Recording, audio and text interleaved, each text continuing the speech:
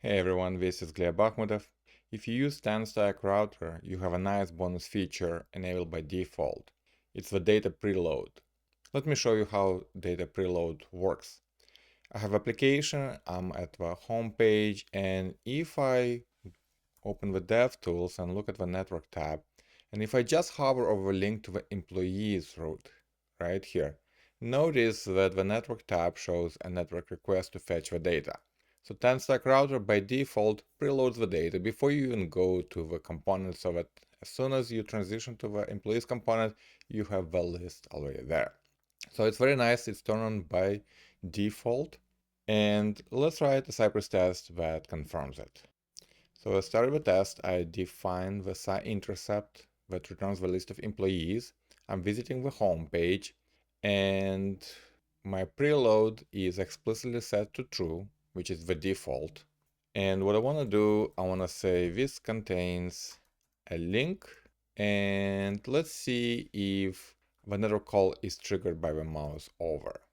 Okay, it is triggered, right? And we can now confirm that the get employees is called. And you might think, well, what is mouse over? Well, that's the event handler that TanStack router apparently uses to know that, the user is hovering over this link. And we can even use the native hover event. We just have to install Cypress Real Events plugin. So I'm gonna npm install Cypress Real Events as a dev dependency. And I'm gonna import Cypress Real Events. That's all I need to do. And instead of trigger mouse over and kind of figure out how the preload is implemented, what user event, we can just say real hover, and this will send the native user event. So I prefer real hover to trigger mouse over.